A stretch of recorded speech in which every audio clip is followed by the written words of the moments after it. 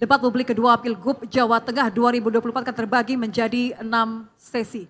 Sesi pertama adalah penyampaian visi, misi, dan program dari masing-masing paslon. Kemudian sesi kedua dan ketiga adalah pendalaman visi, misi, dan program. Sesi keempat dan kelima adalah sesi tanya jawab dan sanggahan antar pasangan calon. Kemudian sesi terakhir Bapak dan Ibu akan menjadi sesi closing statement atau penutup dari pasangan calon. Tanpa berlama-lama lagi, kita akan mulai sesi penyampaian visi misi pasangan calon. Masing-masing pasangan calon akan diberikan waktu 4 menit. Dan untuk giliran pertama kami berikan kepada pasangan calon nomor urut 2 untuk menyampaikan visi misinya. Waktu Anda 4 menit dimulai sejak Anda berbicara. Sawah neng kedu, omah Borobudur. Jawa Tengah maju, rakyatku makmur. Assalamualaikum warahmatullahi wabarakatuh. Salam sejahtera bagi kita semua, Om Swastiastu, Namo Buddhaya, salam bajikan. Ketika saya ketemu Saudara Rozikin, yaitu orang Batang, dia menginginkan kehadiran pemerintah untuk mengatasi petani sejahtera. Kemudian saya ketemu Saudara Sukamto di Kebumen, adalah seorang nelayan. Dia menginginkan adanya solar dan pemecah ombak. Ketika kami berkunjung ke Pasar Ungaran, kami berdialog dengan Bu Rahayu, menginginkan adanya harga tempe mudah dibeli oleh masyarakat. Kami ketemu banyak orang, itulah merupakan semangat kami untuk ngopeni. Ngopeni merupakan keteladanan seorang pemimpin. Hari ini kami pakai baju batik dari Bu Markonah asal Salatiga. Sepatu kami dari Kendal. Itu semua adalah untuk ngopeni UMKM. Ngopeni ngelakoni adalah komitmen untuk mewujudkan visi kami Jawa Tengah maju berkelanjutan. Maju berarti sejahtera, masyarakat meningkat. Tidak ada lagi petani menanyakan pupuk. Tidak ada lagi nelayan menanyakan solar. Tidak ada lagi ibu yang merasa kesulitan sekolah. Ke depan saya sampaikan, saya pastikan kepada masyarakat Jawa Tengah, akeh rezekine, sehat awake, tentrem atine, itulah Jawa Tengah maju. Berkelanjutan bermakna melanjutkan prestasi Bapak Bibit Waloyo, Bapak Ganjar Pranowo, nguri-nguri warisan Bapak Joko Widodo yang selaras dengan Presiden Prabowo Subianto. Kami berkomitmen akan melakukan penghapusan utang petani, nelayan, pelaku UMKM, sebagaimana kebijakan yang sudah ditandatangani oleh Bapak Presiden Republik Indonesia Prabowo Subianto. Saya dan Gus Yassin hari ini mengucapkan selamat Hari Pahlawan. Monggo Gus. Matur suwun Mas Lutfi, kita sadar bahwa dampak perubahan iklim sudah terasa. Semakin banyak bencana, semakin kita menderita. Oleh karena itu, kita berkomitmen ngopeni bumi. Warga Jawa Tengah adalah masyarakat yang religius, yang taat kepada agamanya. Islam, Katolik, Kristen, Hindu, Buddha, Konghucu mengajarkan untuk mencintai lingkungan. Tuhan memerintahkan kepada manusia untuk memakmurkan bumi. Khalifah itulah kita. Komitmen ngopeni bumi sudah saya lakoni selama 5 tahun terakhir, membangun infrastruktur penggerak ekonomi sekaligus memperkuat daya dukung lingkungan. Bersama pemerintah pusat kami membangun ratusan embung. Kita dorong pengembangan energi baru terbarukan di desa, baik menggunakan tenaga surya, bumi maupun hidro. Bersama para kiai kami ngopeni pesantren mencari ridho Allah. Terima Waktu Anda kasih. habis Bapak-Bapak, terima kasih. Berikutnya kita akan memberikan kesempatan kepada paslon nomor urut 1 untuk menyampaikan visi misinya. Waktu Anda sama, 4 menit dimulai ketika Anda berbicara. Assalamualaikum warahmatullahi wabarakatuh. Selamat malam, salam sejahtera, shalom, om swastiastu, namo buddhaya, rahayu. Yang kami hormati Ketua dan Komisioner KPU Jawa Tengah, Ketua dan Komisioner Bawaslu Jawa Tengah, Mas Lutfi, Gus Yassin, panelis, dan seluruh rekan-rekan media masyarakat Jawa Tengah yang menyaksikan debat malam ini. Kerja keras masyarakat Jawa Tengah beserta seluruh penyelenggara pemerintah, mulai dari pemerintah pusat, provinsi, kabupaten, kota, sampai dengan pemerintah desa, RT, RW, telah membuktikan dan telah mengukir prestasi. Hari ini Jawa Tengah telah menjadi kekuatan ekonomi terbesar nomor 4 nasional. Di belakang daerah khusus Jakarta, Jawa Timur, dan Jawa Barat. Demikian juga dilihat dari indeks daya saing. Jawa Tengah telah menempati urutan kedua terbaik nasional di belakang daerah khusus Jakarta. Demikian juga dilihat dari indeks ketahanan pangan. Pembangunan ketahanan pangan Jawa Tengah selama 5 tahun terakhir telah menunjukkan tren yang positif, berkembang. Apabila tahun 2019 lalu level indeks ketahanan pangan Jawa Tengah berada pada 78,85, maka 2022 kemarin sudah meningkat menjadi 82,95.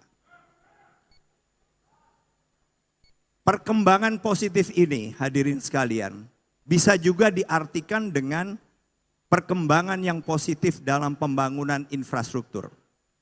Sebab definisi dari ketahanan pangan adalah ketersediaan pangan di Jawa Tengah untuk masyarakat Jawa Tengah yang mencukupi, baik dari segi kuantitas maupun kualitas.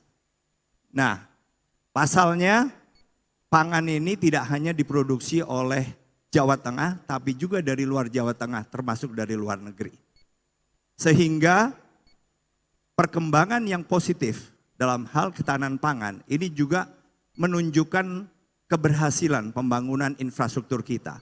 Mulai dari akses masuk ke Jawa Tengah, udara, laut, darat, juga pembangunan infrastruktur yang mendukung penyediaan air untuk proses produksi, pengolahan dan konsumsi, dan juga pembangunan infrastruktur jalan yang memberikan konektivitas untuk melayani titik-titik produksi, pengolahan sampai dengan konsumsi tingkat masyarakat.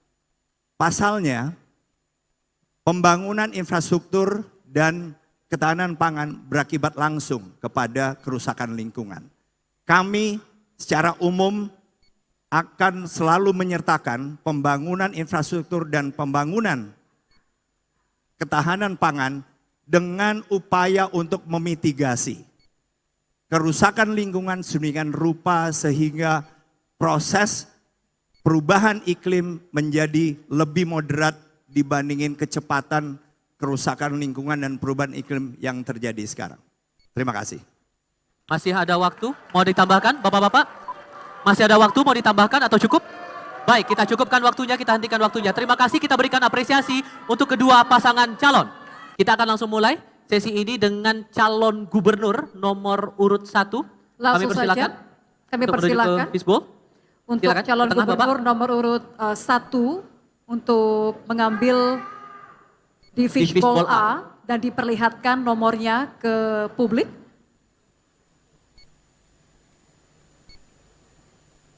Baik, nomor 4 ya. Nomor 4 mohon diletakkan kembali di wadah kosong di tengah, Bapak. Terima kasih. Dipersilakan kembali ke podium. Paslon nomor urut 1 mendapatkan bola nomor 4. Saya akan ambil. Amplop nomor 4 masih tersegel. Ini menandakan kerahasiaan masih terjaga, saya akan buka. Pertanyaan yang telah dirancang oleh panelis tentang investasi, perindustrian, UMKM, dan pemberdayaan desa. Mohon disimak karena saya hanya akan bacakan pertanyaan satu kali saja tanpa diulang. Di Jawa Tengah, kesenjangan ekonomi antara pedesaan dan perkotaan masih sangat lebar. Sementara itu potensi ekonomi kreatif dan digital belum dimanfaatkan secara optimal di pedesaan. Padahal keberadaan media sosial dan platform e-commerce dapat meningkatkan pemasaran produk kreatif dari wilayah pedesaan. Saya lanjutkan pertanyaannya, apa strategi dan langkah konkret yang akan paslon lakukan untuk mendorong pengembangan ekonomi kreatif dan digital di pedesaan agar tercipta peluang usaha baru yang dapat mengurangi ketimpangan ekonomi antara desa dan kota. Dipahami subtema dan pertanyaannya? Paslon nomor urut 1. Baik, kalau begitu kami berikan waktu untuk calon gubernur nomor urut 1 untuk menjawab pertanyaan. Waktunya 3 menit dimulai dari Anda berbicara. Silakan. Kesenjangan ini diakibatkan oleh beberapa hal. Yang pertama adalah ketersediaan koneksi internet, khususnya di desa-desa. Catatan kami menunjukkan bahwa saat ini koneksi internet itu belum tergelar di seluruh desa. Jumlah desa di Jawa Tengah 7.810 dan masih banyak kekurangan. Kami punya komitmen untuk bisa menggelar koneksi internet ini di seluruh desa, minimal 1 titik 1 desa. Nah, berarti kita akan menyiapkan anggaran untuk memastikan seluruh desa ini bisa terkoneksi. Ada yang sudah terhubung dengan fiber optik misalnya, sehingga lebih murah, lebih mudah. Juga ada yang tercover oleh BTS, tetapi ada juga yang belum bisa menggunakan fiber optik maupun BTS. Dan ini karena teknologi saat ini sudah memungkinkan, sudah hadir, kita bisa menghadirkannya dengan menggunakan Satcom atau satelit komunikasi yang menurunkan koneksi internet. Dari sini kemudian awal dari segalanya. Yang kedua adalah bagaimana SDM masyarakat kita di desa, bahkan internet saja mungkin baru akan memahami. Belum lagi mungkin mereka apakah punya handphone atau bahkan tablet untuk bisa memanfaatkan koneksi internet.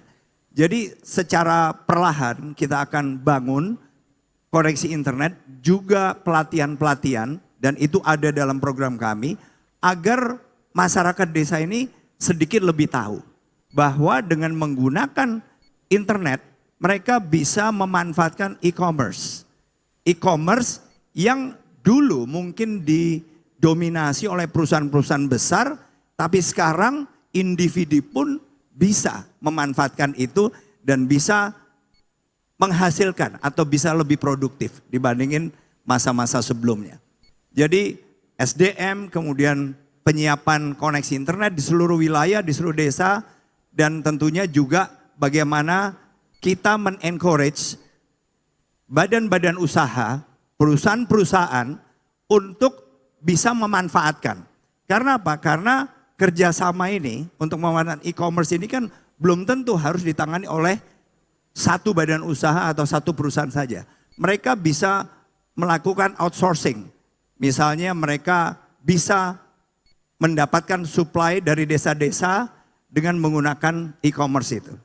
Jadi intinya kita akan memperpendek kesenjangan itu dengan cara membuat mereka lebih aware dan lebih melek terhadap ICT. Terima kasih.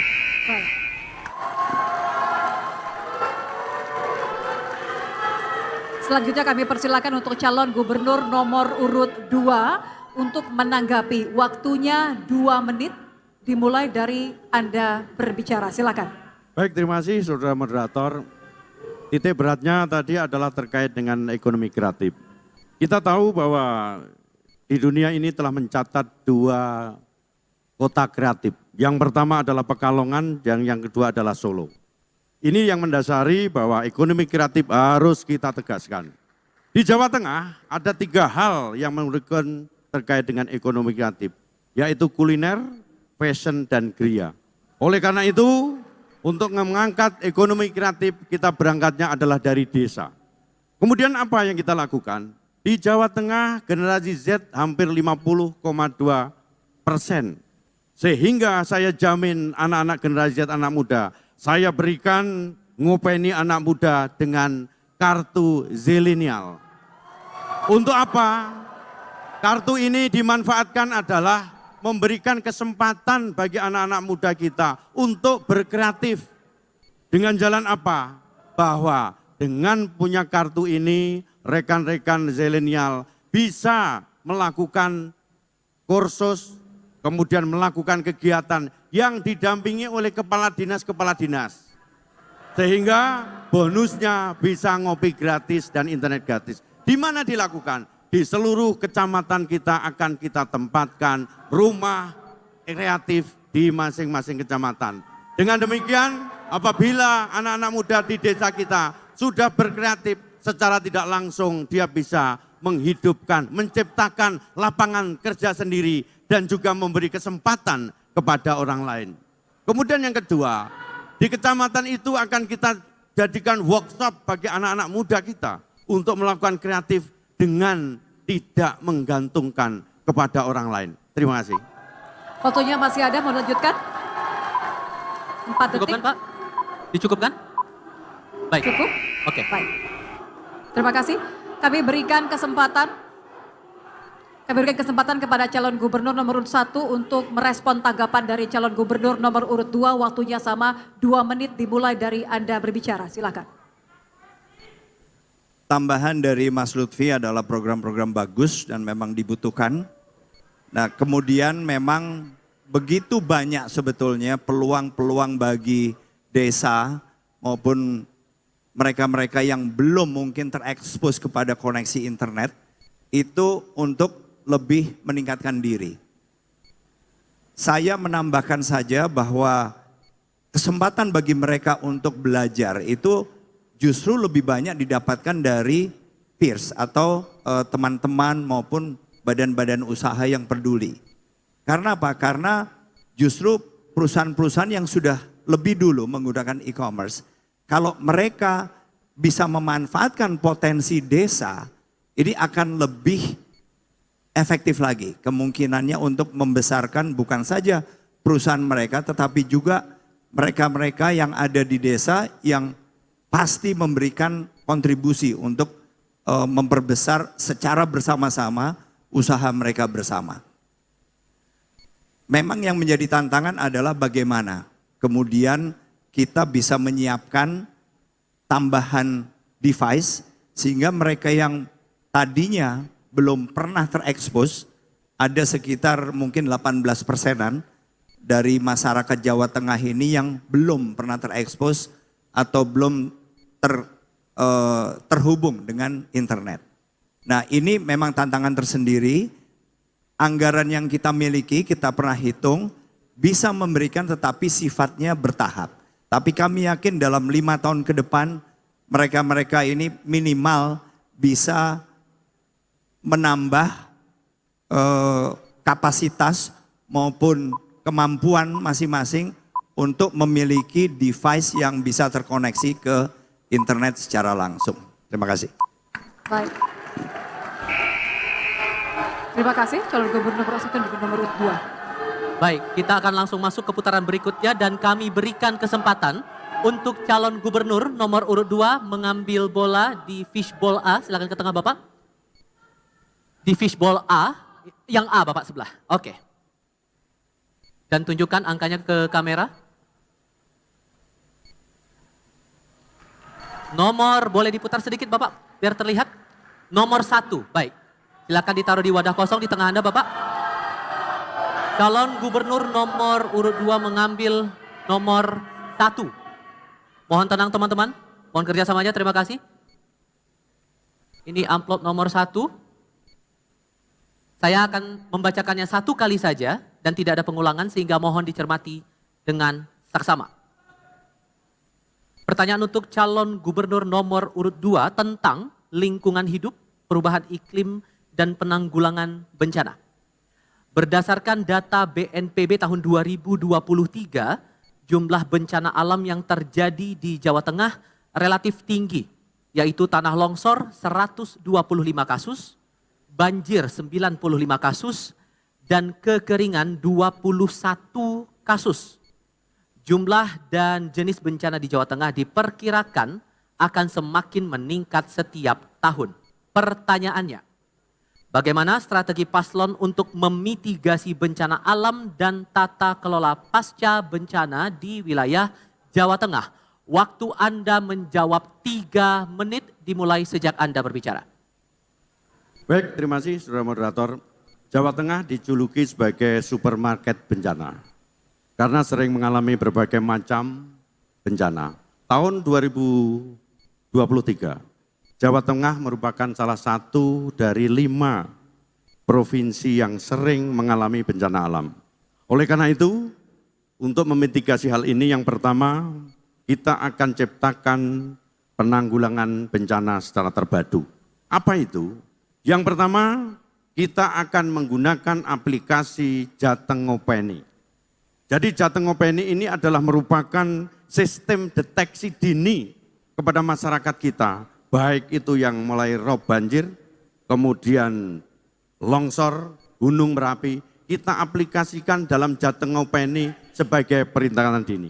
Kemudian yang kedua, kita lakukan rehabilitasi dan rekonstruksi pada saat pasca bencana. Untuk apa? Agar masyarakat kita recovery bahwa negara hadir untuk melaksanakan. Termasuk penataan drainase dan penanggulangan banjir yang bisa kita laksanakan. Misalnya di wilayah Semarang, misalnya di wilayah Kudus, misalnya di wilayah Demak. Termasuk kita akan ciptakan desa tangguh bencana. 1 desa, 1 tangguh bencana. Untuk apa? Mereka akan kita latih untuk memberikan efek deterrent dan terbiasa untuk menghadapi bencana. Termasuk rekan-rekan sekalian, kita juga akan mendorong revitalisasi embung. Untuk apa? Untuk mengatasi adanya bahaya kekeringan yang sering menambah kita. Kemudian yang kedua, kita harus tingkatkan kemampuan sumber daya manusia. Dengan jalan apa? Mereka kita berikan pendidikan perubahan iklim dan penanggulangan bencana. Kepada siapa? Masyarakat, pelajar, dan semua yang terkait dengan bencana itu sendiri. Yang kedua, penguatan kapasitas daripada personel BPBD-nya, berikut Satgas Targananya, sehingga mereka mampu siap pakai kapanpun, dimanapun bencana itu berada. Yang terakhir, kita lakukan sekolah aman bencana. Untuk siapa? Bagi siswa, bagi pekerja, termasuk tenaga kesehatan. Demikian. Masih ada waktu, mau ditambahkan? Silakan. Silakan. Ya, saya akan menambahin sedikit bahwa kita juga butuh recovery hutan. Saya pernah melihat hutan yang ada di Jawa Tengah semakin gundul, maka kita akan mengajak masyarakat dalam desa untuk revitalisasi hutan kita sebagai penanggulangan bencana banjir di kawasan Kabupaten Pati. Terima kasih. Masih ada waktu, mau ada tambahan lagi Bapak-Bapak? Dicukupkan? Baik, kita hentikan waktunya. Selanjutnya kami akan berikan kesempatan. Kami berikan kesempatan kepada calon gubernur nomor urut 1 untuk menanggapi jawaban calon gubernur nomor urut 2. Waktu Anda 2 menit sejak Anda berbicara. Program Mas Lutfi dengan Gus Yassin sangat baik. Saya hanya menambahkan saja bahwa bencana alam ini ada yang disebabkan oleh human. Dan itu bisa kita mitigasi dengan cara beberapa kebijakan. Misalnya turunnya permukaan tanah. Karena penggunaan air tanah yang berlebihan. Dan itu bisa saja terjadi misalnya di Kecamatan Sayung, Demak, di Kendal, di mana permukaan tanah ini tiap tahun turunnya bisa sampai dengan 10-12 cm. Dan ini merupakan salah satu akibat dari penggunaan air tanah yang berlebihan. Mitigasinya kita berlakukan kebijakan-kebijakan yang mengenakan pajak lebih tinggi misalnya khususnya untuk penggunaan air tanah. Sedemikian rupa sehingga yang digunakan lebih ke air permukaan. Jadi bukan air tanahnya. Nah, kemudian juga misalnya banjir yang disebabkan oleh gundulnya hutan, dan ini juga bisa kita berikan insentif kebalikannya. Insentif bagi usaha-usaha atau perusahaan-perusahaan yang kemudian bisa menunjukkan bahwa mereka bisa menghijaukan kembali sektornya atau propertinya maupun usaha di sekitarnya. Sedemikian rupa sehingga kita meringankan, memberikan insentif kepada mereka, tetapi juga usaha untuk memitigasi itu dilakukan oleh swasta. Dan karena mereka yang punya kepentingan, saya meyakini ini akan lebih efektif. Karena biasanya usaha-usaha itu ingin berusaha dalam jangka yang cukup panjang. Baik. Giliran Cagup nomor urut 1 sudah, sekarang saya berikan kesempatan kepada Cagup nomor urut 2 memberikan respon atas tanggapan dari Cagup nomor urut 1. Waktu Anda 2 menit sejak Anda berbicara. Baik, terima kasih Mas Andika. Mungkin ini akan saya menambahkan bahwa yang paling utama terkait dengan penurunan air tanah, kita harus lakukan penegakan perda sehingga tidak ada lagi dalam pengambilan air tanah semena-mena. Perda itu diatur dan dilaksanakan evaluasi pengambilan air tanah adalah 1 tahun sekali. Manakala saya dengan Gus Yassin nanti menjadi gubernur, perda itu akan kaya revisi untuk 3 bulan sekali kita lakukan evaluasi pengambilan air tanah untuk tidak dilakukan semena-mena. Itu yang pertama. Kemudian yang kedua, apa solusinya? Kita harus menggunakan desalinasi. Dengan apa? Untuk merubah air tawar menjadi air, air asin menjadi air tawar. Yang sudah dilaksanakan oleh Undip, yang sekarang dipraktekkan di Sayung. Jadi air asin kita rubah menjadi air tawar. Sehingga pengambilan air yang semena-mena, yang tidak melayani aturan, yang melanggar aturan sebagai perda, dapat dimitigasi dengan adanya pengambilan atau alat yang sudah dicontohkan oleh Undip. Oleh karena itu, saya nanti akan berjanji bahwa untuk selanjutnya koordinasi dengan BUMD kita, dengan BUMD kita untuk melaksanakan kegiatan dengan adanya penggunaan air tanah itu sendiri. Demikian selesai.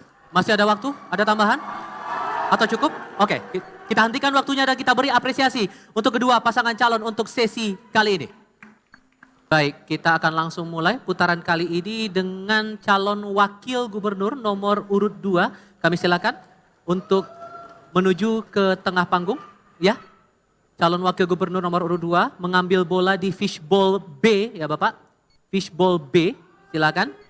Dan tunjukkan ke kamera nomor yang Anda dapatkan. Nomor 10. Baik, terima kasih. Silakan kembali. Calon wakil gubernur nomor urut 2 mengambil bola nomor 10. Nomor 10, kondisi masih tersegel. Kami tegaskan kembali bahwa soal atau pertanyaan hanya akan saya bacakan 1 kali, jadi mohon diperhatikan dengan seksama. Untuk calon wakil gubernur nomor urut 2, pertanyaan tentang lingkungan hidup, perubahan iklim dan penanggulangan bencana. Ekonomi hijau adalah konsep ekonomi yang bertujuan untuk meningkatkan kesejahteraan dan kesetaraan sosial masyarakat yang sekaligus mengurangi risiko kerusakan lingkungan. Terdapat 3 sektor yang menjadi kunci dalam perwujudan ekonomi hijau, yaitu energi, lanskap, dan infrastruktur yang berkelanjutan. Pertanyaannya, bagaimana strategi yang akan dilakukan oleh pasangan calon untuk mengimplementasikan ekonomi hijau di Jawa Tengah? Waktu Anda menjawab 3 menit dimulai sejak Anda berbicara. Ya, terima kasih moderator. Ketika kita bicara tentang ekonomi hijau, tentu kita yang pertama harus mengetahui bahwa indeks daya saing kita sangat baik. ada di angka 3,89. Ini paling tinggi seprovinsi di Jawa. Tentu kami juga berharap pertumbuhan ekonomi itu akan disusul oleh daya saing yang ada. Maka di sini saya akan memberikan kepada para investor yang datang ke Jawa Tengah, memberikan insentif yang menerapkan prinsip ekonomi hijau. Dan kami juga berharap kepada investor yang datang ke Jawa Tengah menerapkan industri yang ramah lingkungan. Dan kami terkait pertumbuhan ekonomi yang ada di Jawa Tengah untuk menunjang ekonomi hijau, kami akan menerapkan di tiap industri untuk menggunakan energi biogas, energi geotermal, energi surya, dan energi hidro. Bapak Ibu yang kami hormati, mungkin Mas Lutfi akan menambahi. Matur suwun. Baik, terima kasih Gus Yassin. Terkait dengan ekonomi hijau, ada beberapa hal yang perlu kita lakukan. Untuk di Jawa Tengah misalnya, kita akan menggunakan transportasi dengan mobil listrik. Kemudian juga ada lagi energi terkait dengan eko pesantren, di mana pesantren itu bisa melaksanakan merubah energi sampah menjadi energi yang terbarukan. Kemudian yang tidak kalah pentingnya adalah ada energi terbarukan. Di Jawa Tengah mempunyai energi terbarukan adalah Desa Mandiri Energi, di mana dari 2.845 desa di Jawa Tengah sudah mempunyai kualifikasi energi terbarukan. Nah, ini merupakan suatu role model yang harus kita tingkatkan, termasuk bagaimana negara hadir dalam rangka mewujudkan aglomerasi yang berpotensi dalam rangka menggerakkan ekonomi hijau. Misalnya di masing-masing daerah kita harus menerapkan ekonomi hijau untuk menunjang daripada perkembangan di wilayah kita. Terima kasih. Masih ada waktu? Mau ditambahkan atau sudah cukup? Kita hentikan waktunya, terima kasih. Berikutnya kami berikan kesempatan untuk calon wakil gubernur nomor urut 1 memberikan tanggapan atas jawaban calon wakil gubernur nomor urut 2. Waktu Anda 2 menit sejak berbicara. Baik, terima kasih penjelasan paslon nomor 2. Kami juga punya data. Bapeda Jawa Tengah selama kurun waktu 4 tahun, di tahun 2020 sampai 2024, mencatat karena perubahan iklim ini mengakibatkan kerugian hampir mencapai 14,9 triliun. Dan faktor atau bidang yang paling terkena adalah pertanian. Kita memahami sekali hari ini tiba-tiba panasnya sangat terik, tiba-tiba hujan debitnya sangat tinggi, di mana kemudian timbul banjir bandang, timbul kemudian tanah longsor, dan seterusnya. Maka menurut kami yang terpenting adalah bagaimana lahan itu bisa ditata dengan baik. Perda tata ruang adalah hal yang harus kita jaga supaya tidak terjadi bagaimana kemudian pembukaan lahan secara terbuka. Galian C, galian ataupun tambang itu menjadi hal yang harus kita perhatikan. Bagaimana kemudian menurut catatan Bareskrim yang ada di Polda, di Mabes Polri, ternyata galian C di Jawa Tengah itu 70-80% nggak ada izinnya. Kenapa? Yang kemudian hari ini saya ketemu dengan Gus Yassin hampir 5 tahun, kenapa itu tidak segera dilakukan upaya-upaya untuk bisa menertibkan hal itu? Karena ini berhubungan erat dengan yang namanya ekonomi hijau. Jadi pandangan saya hari ini adalah bagaimana kemudian kita bisa melakukan penegakan perda tata ruang supaya apa yang menjadi bagian daripada pengembangan ekonomi hijau ini bisa berjalan dengan baik. Masih ada waktu, silakan mau. Masih ada waktu? lanjutkan? Ada tambahan atau sudah cukup? Cukup? Baik, kita cukupkan, kita hentikan waktunya. Kami berikan kesempatan untuk calon wakil gubernur nomor urut 2 memberikan respons atas tanggapan dari calon wakil gubernur nomor urut 1. Waktu Anda 2 menit sejak berbicara. Terima kasih Mas Hendy atas tanggapannya, bahwa tadi sudah disampaikan oleh gubernur kami, yaitu Mas Lutfi, bahwa penerapan perda itu harus dilakukan. Kami juga akan menindak semua yang melanggar terhadap perda. Sehingga saya minta Mas Hendy tadi harusnya menyimak apa yang disampaikan oleh Mas Lutfi kami. Yang kedua, terkait kita bicara tentang ekonomi hijau. Kalau kita bicara tentang ekonomi hijau, itu bukan hanya di perlahanan saja, pertanian saja, akan tetapi lebih dari itu, yaitu mana daya saing kita tinggi. Program dari pemerintah pusat akan kita bawa ke Jawa Tengah. Guna apa? Menerapkan ekonomi hijau tersebut. Yang saat ini sudah kita lakukan. Kami di pemerintah Provinsi Jawa Tengah juga sudah menerapkan, mengajak kepada masyarakat Jawa Tengah untuk beralih ke tenaga surya. Kantor DPRD Provinsi Jawa Tengah saat ini sudah dipasang panel surya. Pondok-pondok pesantren kami juga bantu surya panel, sehingga ini akan menambah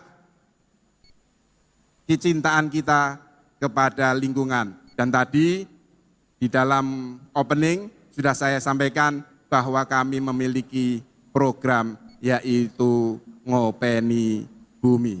Terima kasih. Masih ada waktu, ada tambahan atau sudah cukup? Cukup. Oke, kita cukupkan, kita hentikan waktunya. Terima kasih. Putaran kedua Bapak dan Ibu kita akan lanjutkan dengan memberikan kesempatan bagi Cawagup nomor urut 1. Aturannya masih sama, kami persilakan Anda untuk melangkah ke tengah untuk mengambil pertanyaan dari fishbowl nomor B. Di fishbowl Diperlihatkan B, di Bapak. B. Diperlihatkan pilihan Anda, diperlihatkan kepada kami. Nomor 9 ya. 9. Diletakkan di wadah yang kosong, silakan kembali ke podium. Saya akan mengambil amplop nomor 9 masih tersegel. Saya hanya akan bacakan isi dari amplop ini satu kali, jadi mohon disimak baik-baik. Subtema tentang pertanian, peternakan, kelautan, dan perikanan. Perubahan iklim mengakibatkan kekeringan dan kelangkaan air, sehingga terjadi penurunan produktivitas pertanian dan ketahanan pangan.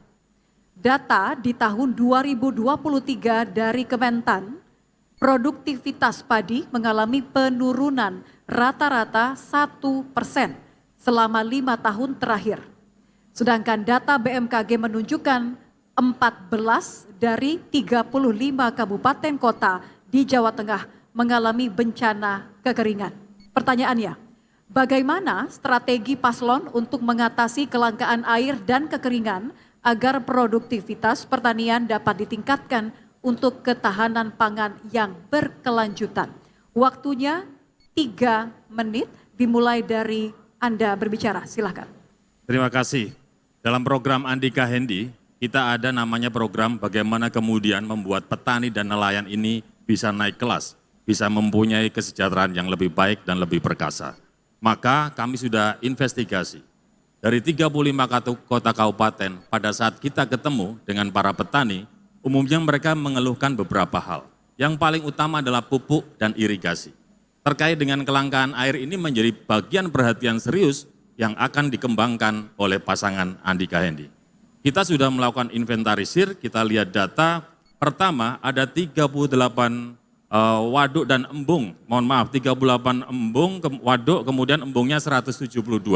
Yang itu kemudian sudah kita lakukan mitigasi, ternyata kondisinya ada rusak sedang mencapai 17%. Maka pasangan Andika Hendi akan fokus terkait hal tersebut. Bagaimana kita alokasikan APBD provinsi untuk memperbaiki waduk ataupun embung.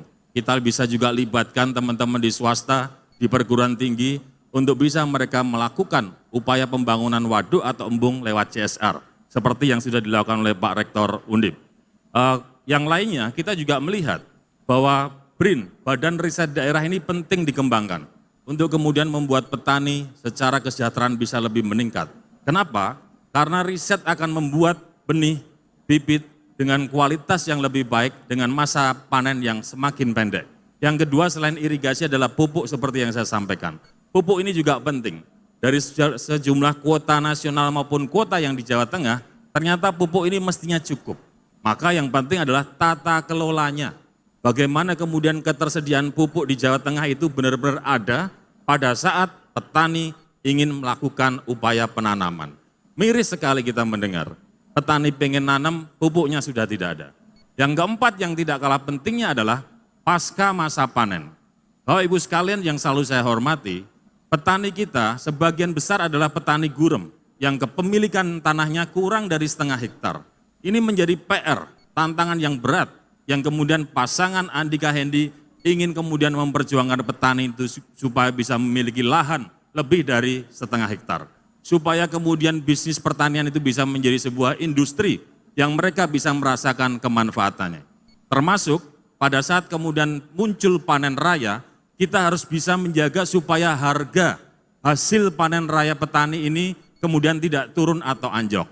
Maka kita akan siapkan gudang, kita bisa bentuk BUMD untuk bisa membeli harga-harga produk-produk petani saat panen raya, atau bahkan kita bisa libatkan swasta supaya mereka juga melakukan aktivitas pembelian pada saat petani memasuki panen raya. Terima kasih.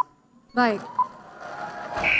Aturan mainnya masih sama, Bapak. Kami berikan kesempatan kepada calon wakil gubernur nomor urut 2 untuk menanggapi, waktunya 2 menit dimulai dari Anda bicara. Silahkan. Terima kasih Mas Hendi. Menarik yang terakhir saya menarik tadi. Mas Hendi akan bikin namanya BUMD terkait apa tadi? Pembelian pupuk ya. Mas, hasil panen itu kami di Jawa Tengah sudah ada Mas BUMD-nya yang bernama Jateng Agro Berdikari. Jadi nggak perlu lagi bikin BUMD lagi.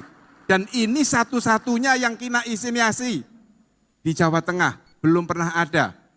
Di provinsi yang lain menerapkan pembelian hasil pertanian masyarakat ketika harganya anjlok.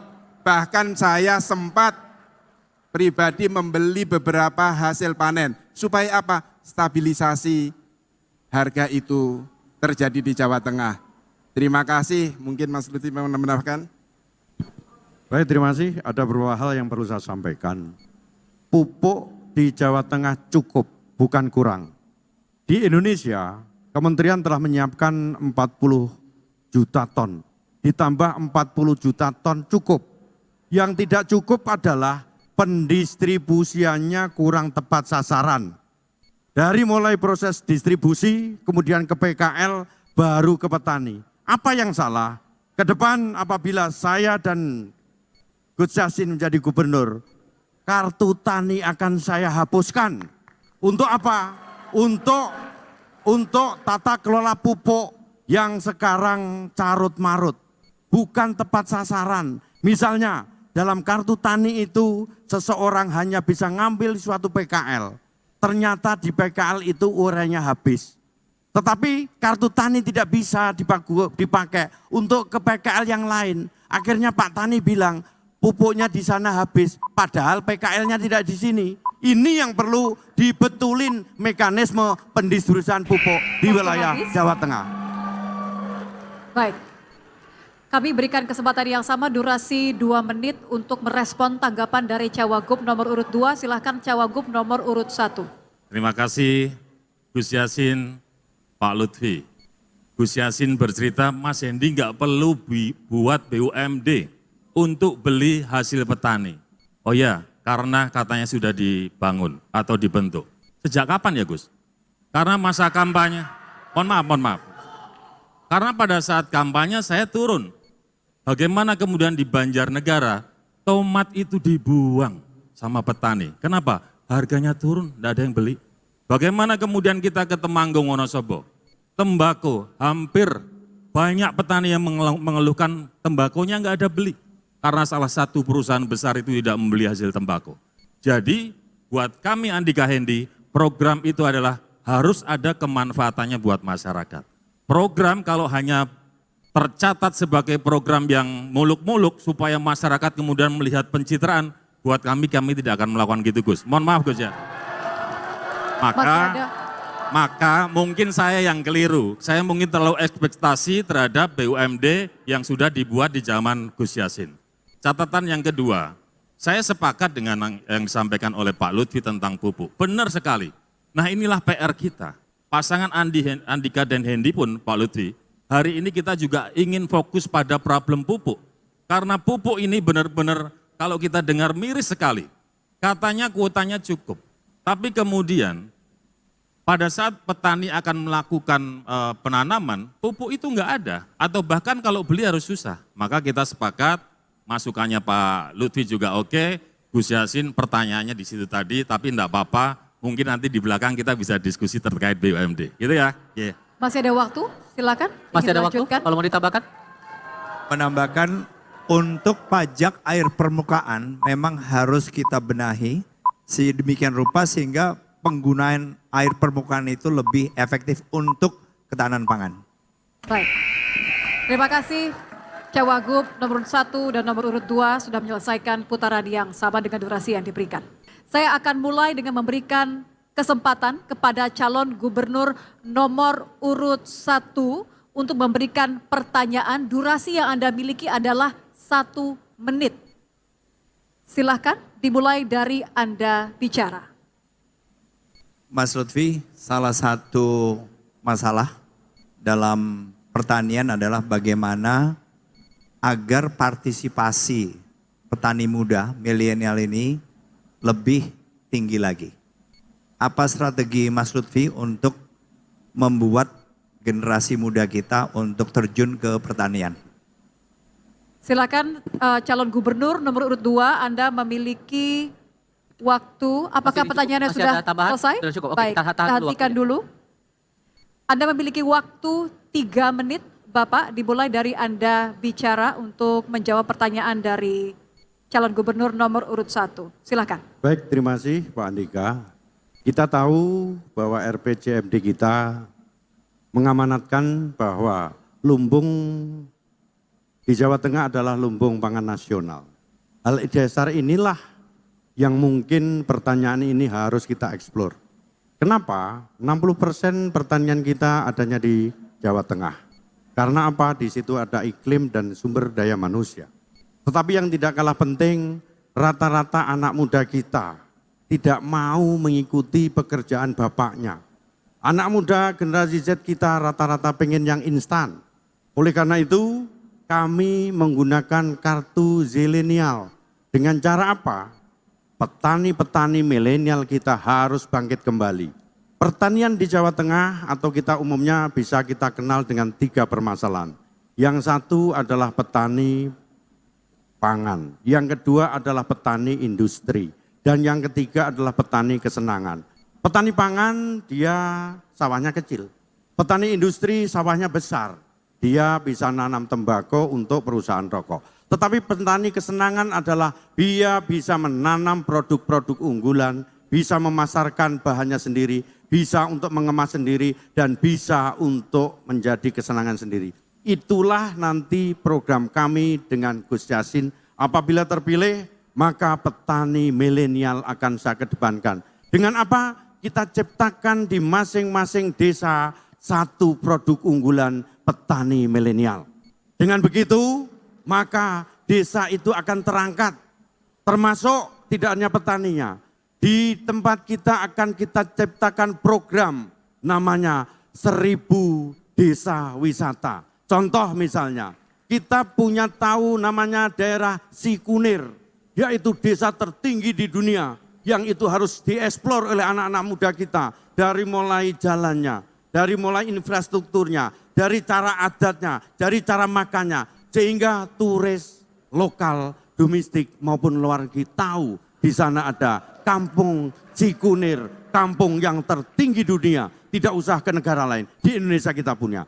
Itu fungsinya apa? Anak-anak muda kita bekali kartu untuk melakukan workshop, kegiatan bahwa apa di desa kita gitu kan. Termasuk produk unggulan desa. Di masing-masing desa kita mempunyai produk unggulan yang banyak sekali. Contohnya mangga istana dari Pemalang. Contoh misalnya namanya tahu ketek dari Salatiga. Yang itu semua bisa kita lakukan eksplorasi. Diangkatnya adalah dari desa. Matur suwun, Mbak. Baik, masih mau dilanjutkan? Cukup? Ditahan waktunya. Kami berikan kesempatan bagi Cagup nomor urut 1 untuk menanggapi jawaban dari Cagup nomor urut 2. Waktunya 2 menit, Bapak. Dimulai dari Anda bicara, silakan. Terima kasih Mas Lutfi. program-program yang menurut saya sangat bagus.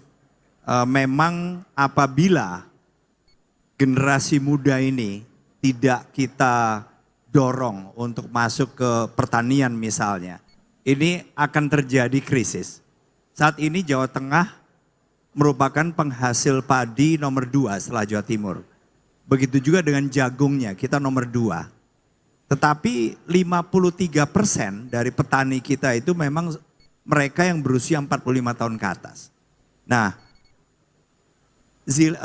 generasi muda ini memang melihatnya mungkin salah satunya dari efisiensi, kemudian hasil.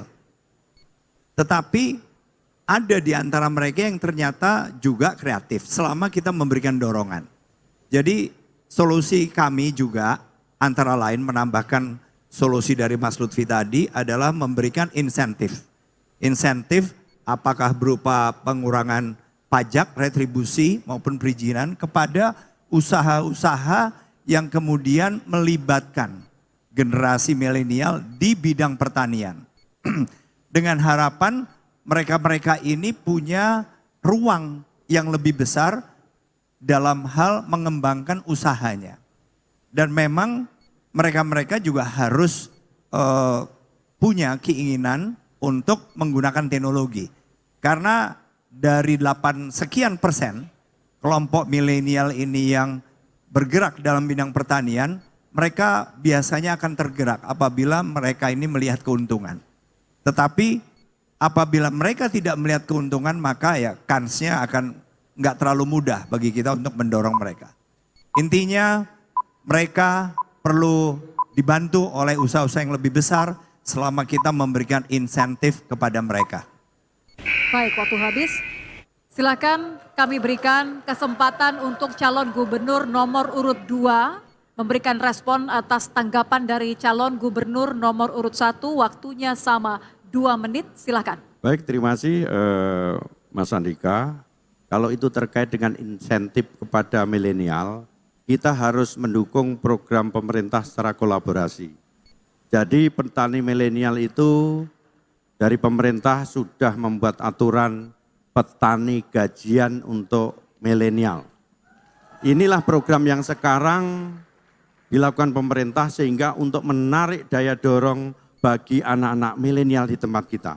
Jadi anak-anak milenial kita itu sudah dapat nilai harganya oleh pemerintah agar mereka bangkit menjadi petani-petani yang milenial, yaitu dengan petani gajian. Itu yang pertama. Kemudian yang kedua, kami ingin menambahkan, sudah bagus sekali Pak Andika telah memberikan eksplorasi terkait anak muda. Kita juga harus memperhatikan bahwa ada namanya urban farming. Urban farming itu apa? Bahwa dengan lahan yang sempit kita mampu untuk bertani. Dengan apa? Yaitu dengan hidroponis. Mungkin itu kita lakukan tidak hanya di kampung, di kota pun mampu untuk melaksanakan kegiatan pertanian itu sendiri. Dengan demikian pertanian lumbung pangan nasional di Jawa Tengah bisa kita laksanakan di desa maupun di kota. Terima kasih. Masih ada waktu, Bapak silakan dilanjutkan. Iya, perlu saya tambahin bahwa pemuda Jawa Tengah atau petani milenial ini sudah tumbuh.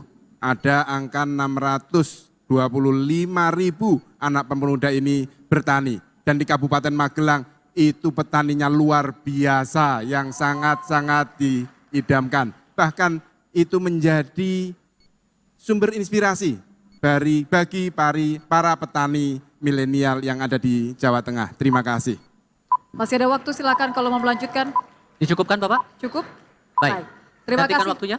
Putaran pertama sudah selesai, silakan dilanjutkan untuk putaran kedua bagi calon gubernur. Baik, kita berikan putaran kedua kesempatan dari calon gubernur nomor urut 2 memberikan pertanyaan kepada calon gubernur nomor urut 1.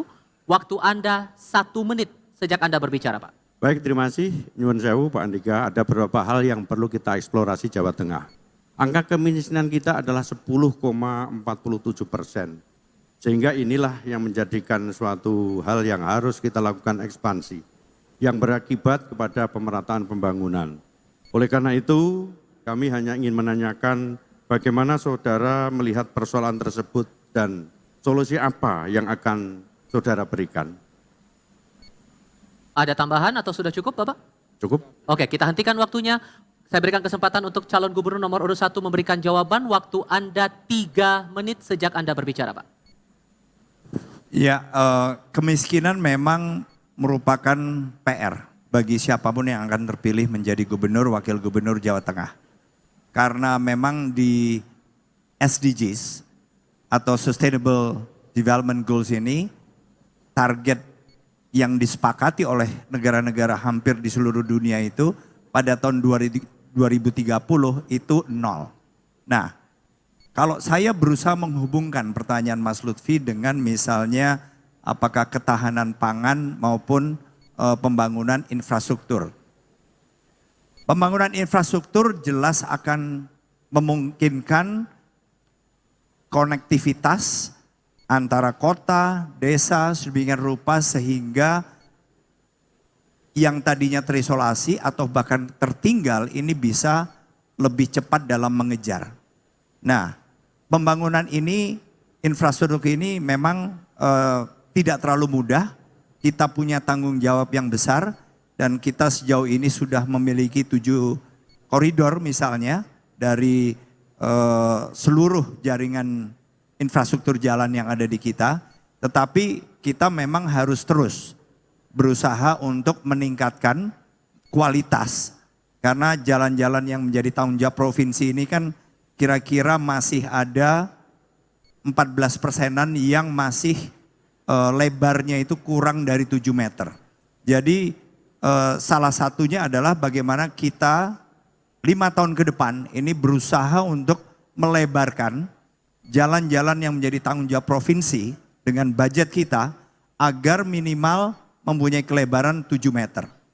Jadi ini juga salah satu yang akan membuka akses jalan-jalan yang kemudian harusnya bisa dilalui oleh misalnya apakah proses produksi, pengolahan maupun distribusi hasil-hasil pertanian, perdagangan ke seluruh rumah tangga di Jawa Tengah.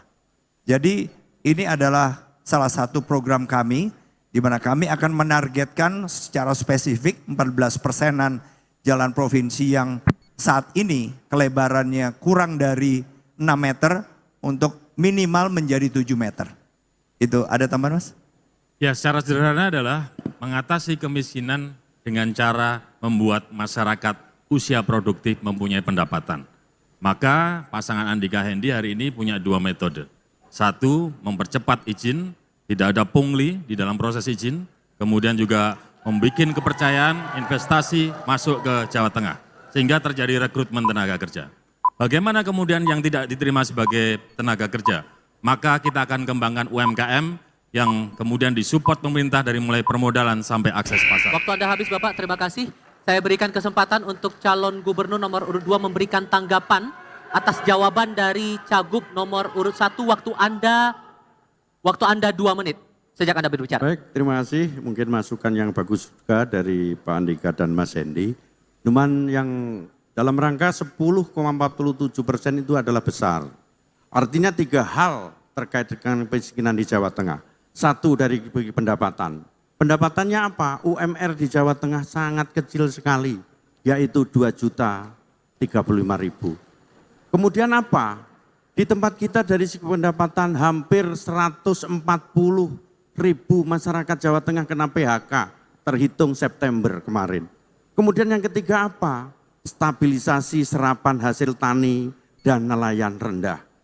Itu pendapatan. Kemudian dari segi layanan dasar, dari segi infrastruktur dasar, ini perlu dipikirkan. Makanya jalan yang paling tepat adalah 1, kita harus memberikan subsidi pangan murah kepada masyarakat agar tepat sasaran. Di mana itu? Di tempat-tempat yang menjadi perkumpulan masyarakat dalam rangka miskin ekstrim.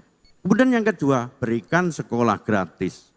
Kemudian berikan kesehatan gratis. Bagi sekolah gratis digunakan warga SMA yang mempunyai putus sekolah. Itu pun datanya hampir 160.000 masyarakat kita putus sekolah miskin ekstrim. Dan yang ketiga adalah kita juga harus membuat fasilitas kesehatan yang bisa dinikmati oleh masyarakat. Layanan kesehatan kita harus kita dekatkan dengan masyarakat, dengan puskesmas miling. Kalau perlu, puskesmas pembantu harus kita siapin 1 dokter, 1 perawat. Dengan demikian masyarakat kita sehat, beger, waras, umurnya cukup, dan berasnya banyak. Itu mungkin saya sampaikan. Masih ada waktu? Terima kasih. Dicukupkan Bapak? Dicukupkan? Cukup Bapak? Oke, kita hentikan waktunya. Teman-teman terima kasih. Kita berikan kesempatan untuk Cagup nomor urut 1 memberikan respons atas tanggapan dari Cagup nomor urut 2. Waktu Anda 2 menit Pak, sejak Anda berbicara. Ya, itu semua adalah langkah-langkah yang memang diperlukan Mas Lutfi. Saya hanya tadi berusaha untuk menjawab yang ada hubungannya dengan subtema malam ini, antara pembangunan infrastruktur dengan pembangunan ketahanan pangan. Tapi jelas program-program Mas Lutfi merupakan program-program yang menurut saya sangat efektif untuk diterapkan.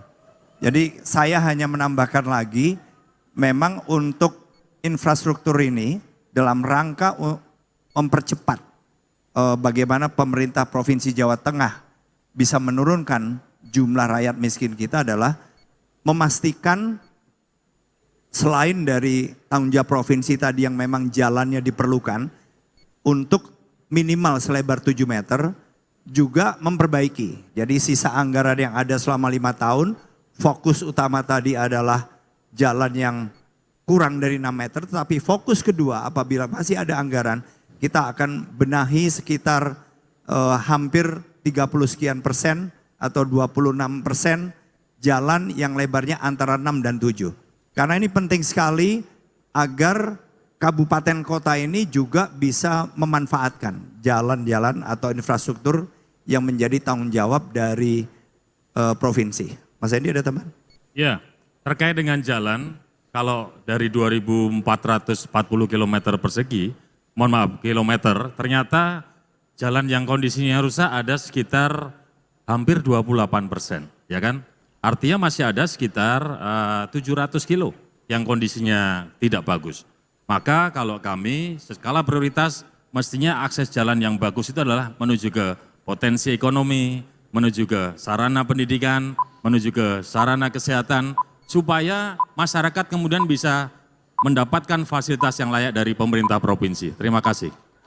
Baik, kita berikan apresiasi kepada kedua pasangan calon. Beri tepuk tangan yang meriah hadirin sekalian untuk kedua pasangan calon yang sudah menyelesaikan sesi keempat. Untuk sesi kali ini, untuk putaran pertama kami berikan kesempatan untuk calon wakil gubernur dari nomor urut 2 yang akan memberikan pertanyaan ke calon wakil gubernur nomor urut 1. Waktu Anda 1 menit, dimulai sejak Anda berbicara. Mas Hendy, bicara tentang ekonomi, kita tahu bahwa Jawa Tengah adalah lumbung pangan, termasuk lumbung daging. Kita tahu bahwa banyak fasilitas pendukung usaha peternakan seperti keberadaan rumah pemotongan hewan yang jumlahnya mengalami peningkatan di mana terdapat 135.000 rumah pemotongan hewan. Kita juga tahu pada saat ini pemerintah telah memiliki master plan ekonomi syariah yang salah satunya berkaitan dengan pengembangan industri halal atau rumah muslim. Bagaimana program saudara untuk mengatasi tantangan tersebut? Masih ada waktu, mau ditambahkan atau sudah cukup? Kita hentikan waktunya dan kami berikan kesempatan untuk calon wakil gubernur nomor urut 1 memberikan jawaban. Waktu Anda 3 menit, dimulai sejak Anda berbicara. Yang pertama, pasti kita akan mendukung program pemerintah, apapun di Provinsi Jawa Tengah. Yang kedua, kita tahu jumlah umat muslim di Indonesia sangat banyak, terlebih di Jawa Tengah. Maka perlu diadakan pelatihan-pelatihan, terutama di sektor tempat RPH tersebut, rumah pemotongan hewan. Supaya daging sapi yang dihasilkan itu bisa menjadi daging sapi yang halal buat umat muslim. Nah itulah yang kemudian oleh pasangan Andika Hendy akan kita kembangkan. Bagaimana kemudian RPH itu bisa kemudian melakukan diversifikasi usaha. Supaya RPH itu bisa tumbuh berkembang dengan baik. Contoh kami punya waktu di kota Semarang, kita juga punya RPH Gus. Kemudian RPH itu supaya mereka tetap bisa tumbuh, mereka juga mempunyai diversifikasi usaha. Dibuat abon, kemudian dibuat macam-macam yang terkait dengan hewan berkaki 4 terutama ya. Yang akhirnya rumah pemotongan hewan itu bisa berjalan baik, tumbuh baik, dan kemudian juga bisa menghasilkan dividen untuk pemerintah Kota Semarang. Masih ada waktu? Boleh ditambahkan? Sudah cukup? Masih ada tambahan Bapak? Silakan. Jawa Tengah juga merupakan penghasil ayam terbesar dan ini salah satu juga yang merupakan prestasi yang harus dipertahankan. Nah, sehingga berbagai cara bisa digunakan dan kita juga memiliki program-program agar keberlanjutan Jawa Tengah sebagai penghasil ayam ini juga bisa terus ditingkatkan lagi. Tidak cukup hanya di sini. Tetapi ada beberapa kendala yang menurut saya juga pasti bisa kita komunikasikan dengan pemerintah pusat karena adanya kuota. Kuota khususnya bibit, day old chick atau bibit ayam yang berusia 1 hari. Itu yang masih dirasakan agak membatasi walaupun itu adalah kewenangan pemerintah pusat. Tapi selama hal ini bisa dikomunikasikan, saya kok yakin kita bisa terus meningkatkan produksi dan kelebihan Jawa Tengah dalam menghasilkan ayam potong. Terima kasih. Masih ada waktu? Mau dicukupkan atau ada tambahan lagi? Kita hentikan waktunya. Saya berikan kesempatan untuk calon wakil gubernur nomor 2 memberikan tanggapan atas jawaban Cawagup nomor 1. Waktu Anda 2 menit sejak Anda berbicara, Pak. Ya, terima kasih Mas Hendy. Saya tahu bahwa di Kota Semarang memiliki RPH, akan tetapi memang di sini masih belum bersertifikat halal. Maka memang di sinilah kami ingin mengandalkan bahwa Provinsi Jawa Tengah tadi yang saya sampaikan, bahwa kita mendukung untuk ekonomi syariah. Maka di sini RPH maupun RPA itu mari kita dorong. Dan kami sejak 5 tahun yang lalu sudah memberikan pelatihan kepada masyarakat Jawa Tengah, yaitu juru sembelih halal yang kita namai dengan Kang Jalal. Tentu perlu diingat bahwa kami juga mendorong pertumbuhan rumah pemotongan hewan. Kami tidak hanya halalnya saja, akan tetapi sejak pandemi COVID-19 masyarakat butuh makanan yang higienis. Maka saya pastikan bahwa daging dari Jawa Tengah ini bukan hanya halal, akan tetapi juga higienis. Yang ada di Kabupaten Magelang, rumah pemotongan hewan yang diinisiasi oleh salah satu pesantren, yaitu Pondok Pesantren Sulaimaniyah. Dan perlu diketahui, pemotongan ayam yang ada di Jawa Tengah juga terbaik. Bukan hanya di Jawa Tengah, akan tetapi juga di Indonesia yang tanpa stain. Sehingga daging itu akan lebih thayyib atau higienis. Mungkin ini terima kasih dan kami akan dorong juga pemerintah Provinsi Jawa Tengah untuk menyusun peraturan tentang ekonomi syariah yang mengatur diantaranya tentang kelembagaan dan sistem keuangan. Terima kasih. Masih ada waktu? Oh, ada tambahan atau cukup? Oke, kita hentikan waktunya. Saya berikan kesempatan untuk, saya berikan kesempatan untuk Cawagup nomor 1 memberikan respons atas tanggapan dari Cawagup nomor 2. Waktu Anda sama 2 menit sejak Anda berbicara, Pak. Gus Yassin, terima kasih. Gus Yassin menyampaikan rumah pemotongan hewan di Jawa Tengah sudah punya sertifikat halal. Rumah pemotongan hewan di Kota Semarang, mungkin maksudnya zaman Pak Endi tidak ada sertifikat halal. Gus, Kota Semarang ini Jawa Tengah loh. Artinya, kalau sampean sebagai wakil gubernur waktu itu melihat hal yang tidak baik di wilayah Panjenengan, tegur saja. Apalagi saya kan santrinya jenengan kan gitu. Mas Hendy, RPH-nya tolong diurusin sertifikat halal. Beres, pasti saya laksanakan. Jangan dibiarkan saja. Jadi kemudian inilah yang membuat situasi tidak bisa berkembang dengan maju karena akhirnya yang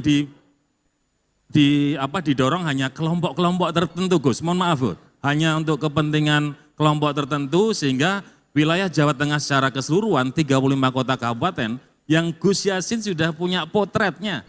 Mana yang baik, yang tidak baik, mestinya nanti kalau kita bisa bareng-bareng kita perbaiki supaya semuanya bisa bersertifikat halal. Gitu ya Gus. Terima kasih. Jai. Masih ada waktu Bapak, mau ditambahkan? Mau dilanjutkan? Atau sudah cukup? Masih ada waktu? Bisa cukupkan. Oke, kita hentikan waktunya. Terima kasih. Teman-teman kembali tenang. Terima kasih. Putaran pertama akan lanjutkan dengan putaran kedua, aturan mainnya masih sama, durasinya masih sama, namun kali ini saya akan berikan kesempatan terlebih dahulu untuk calon wakil gubernur nomor urut 1 memberikan pertanyaan durasinya 1 menit kepada calon wakil gubernur nomor urut 2. Pertanyaannya silahkan. Assalamualaikum Gus. Ya. Saya sudah lihat profilnya Gus Yassin ya, maksudnya dari catatan yang ada itu kan kelahiran Sarang, Rembang. Terus ya? Di tahun 1983, luar biasa, masih muda, sudah sehebat sekarang, sudah pernah jadi wakil gubernur. Saya mau cerita begini Gus, menurut data, di Kabupaten Rembang itu ada luas lahan sawah 29.058 hektar, atau 28,65% dari total wilayah Kabupaten Rembang. Mungkin Gus Yassin sudah perso, kesehariannya kan di sana. Dengan potensi yang luar biasa ini, menurut catatan, mudah-mudahan keliru, Kabupaten Rembang berada di peringkat ke-7 tertinggi penduduknya yang miskin loh Gus, di 35 kabupaten kota ini.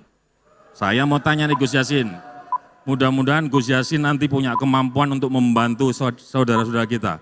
Apa strateginya menurunkan kemiskinan dengan potensi lahan tersebut? Plus bonus demografi. Baik, waktu habis. Kami berikan kesempatan untuk Cawagup nomor urut 2 menjawab, waktunya 3 menit dimulai dari Anda bicara, silakan. Ya, terima kasih Mas Hendi, bahwa memang di Kabupaten Rembang ini masih rendah atau masih tinggi angka kemiskinannya. Maka kami menawarkan program yaitu pendidikan dan kesehatan gratis. Guna apa? Masyarakat Rembang akan memiliki pendidikan yang lebih baik lagi, sehingga mereka juga akan mendapatkan pekerjaan yang baik. Perlu diingat Mas Hendi, bahwa di Kabupaten Rembang, di sektor pertaniannya memang perlu adanya penanganan khusus. Karena memang di sana masih banyak kekeringan. Maka kami untuk memberikan jawaban tersebut, yaitu bagaimana para petani-petani milenial kita akan dorong dengan kartu zilenial, memiliki pendidikan terkait pertanian yang dibutuhkan di Kabupaten Rembang itu bagaimana. Yang kedua, kami juga akan mendorong pertumbuhan industri yang ada di Kabupaten Rembang. Kita tahu bahwa di Kabupaten Rembang salah satunya yang dibutuhkan industri itu adalah air. Maka di sini akan kami tawarkan, karena di Kabupaten Rembang adalah tempat pesisir yang saat ini sudah diinisiasi oleh salah satu universitas yang ada di Jawa Tengah, yaitu Undip, yaitu tentang desalinasi yang merubah air laut menjadi air tawar. Ini bisa difungsikan bukan hanya untuk industri, akan tetapi juga untuk masyarakat, untuk mendapatkan air bersih, termasuk persawahannya, yang itu juga tidak terlalu mahal. Saya sudah bertanya kepada Undip, yaitu modalnya hanya 200 juta. Terima kasih Mas Hendi. Masih ada waktu, Bapak silakan, ingin dilanjutkan atau cukup?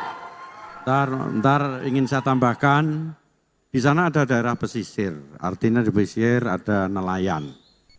Di mana problem nelayan tidak hanya di Rembang, kemudian di Jepara, kemudian di Pekalongan, adalah pendangkalan muara.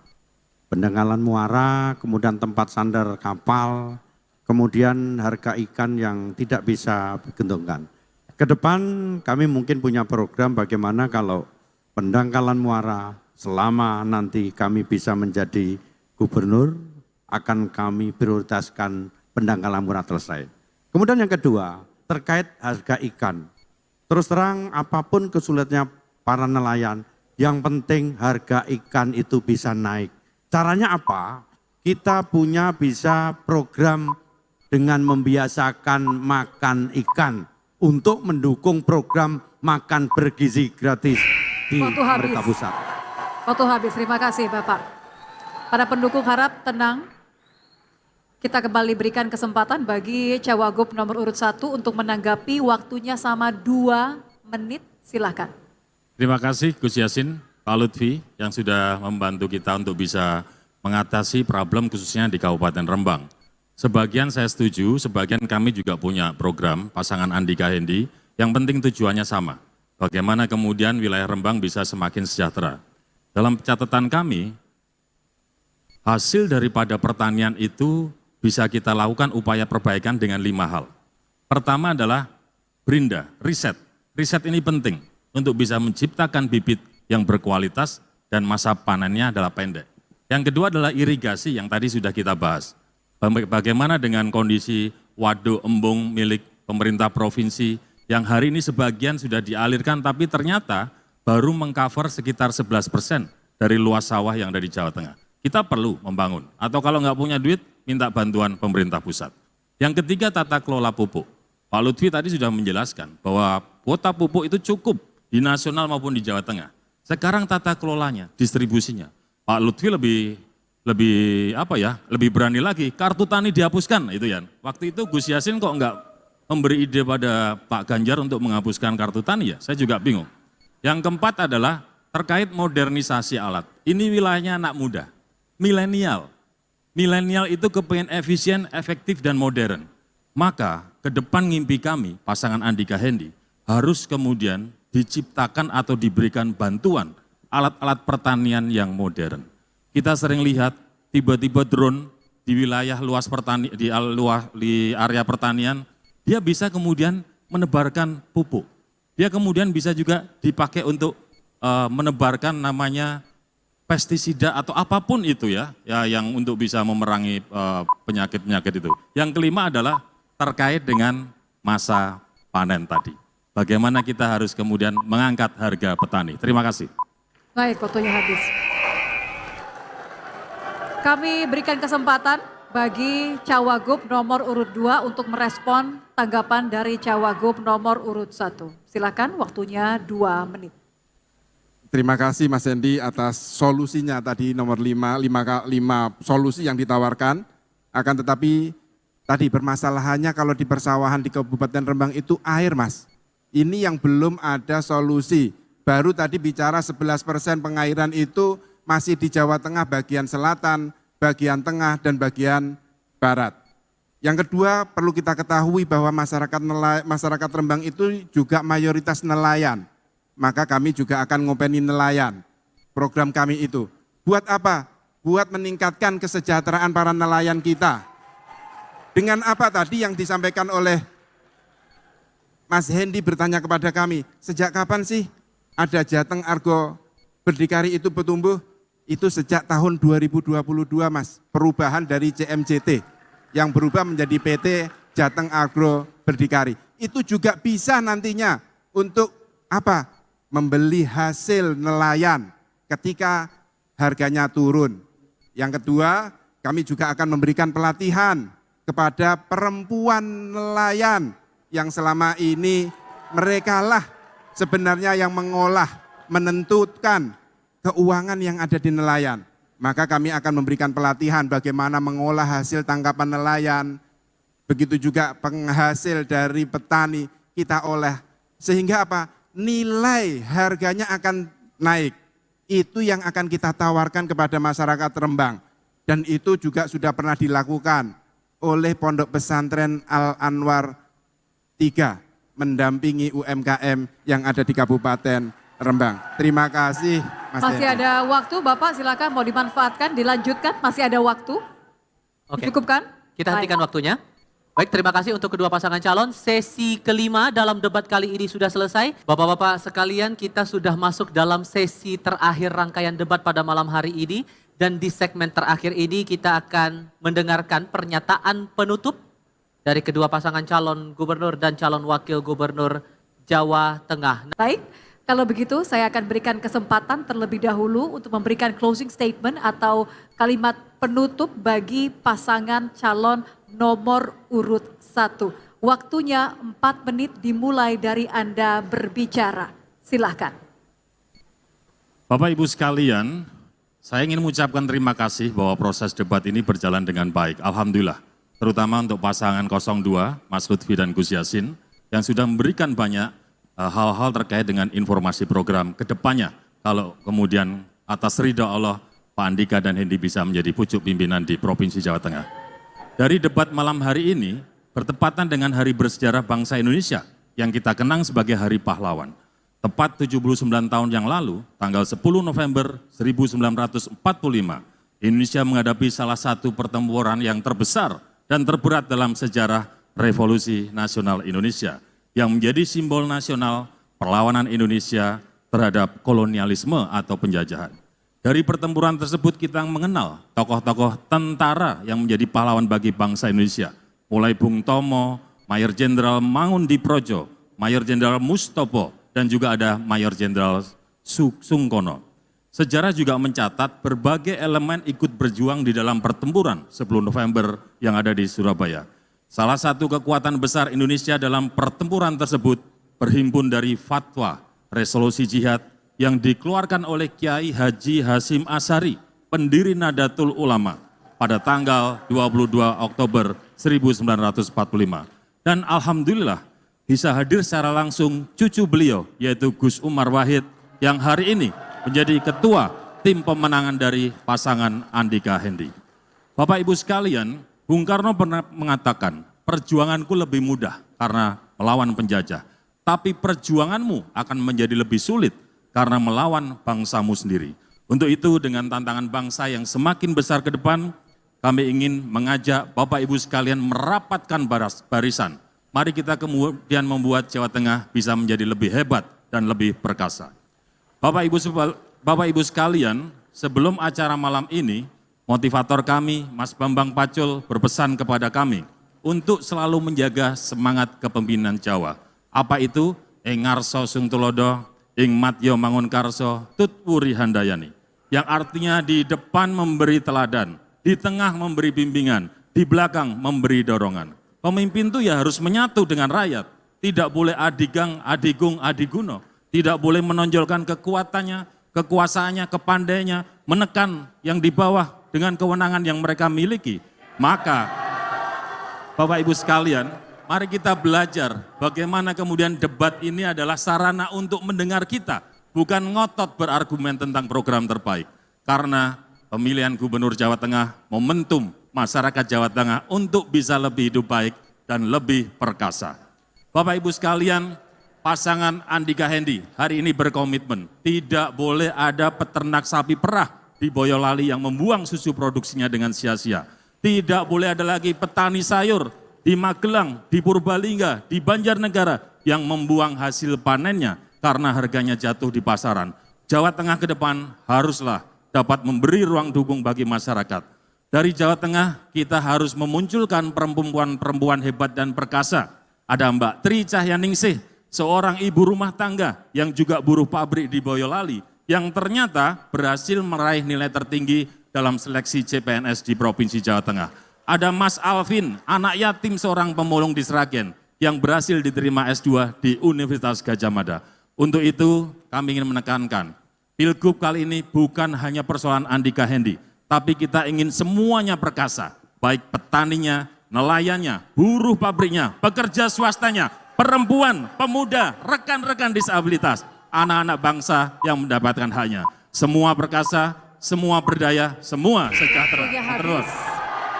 Terima kasih pasangan calon nomor urut 1 sudah memberikan closing statement atau penutup.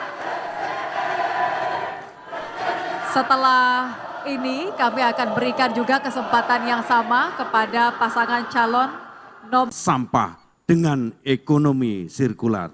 Itu sebabnya Jawa Tengah membutuhkan pemimpin yang bisa menghubungkan semua kalangan.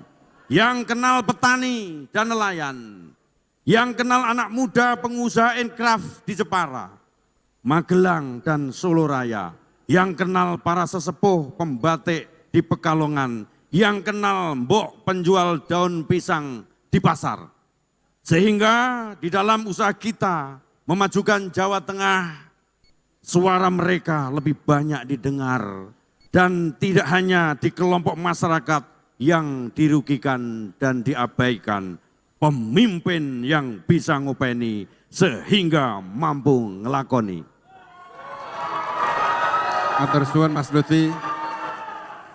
Kami haturkan terima kasih kepada masyarakat Jawa Tengah khususnya paslon nomor urut 1 yang telah mengapresiasi program-program kami. Insya Allah akan kami lakukan untuk mensejahterakan masyarakat Jawa Tengah.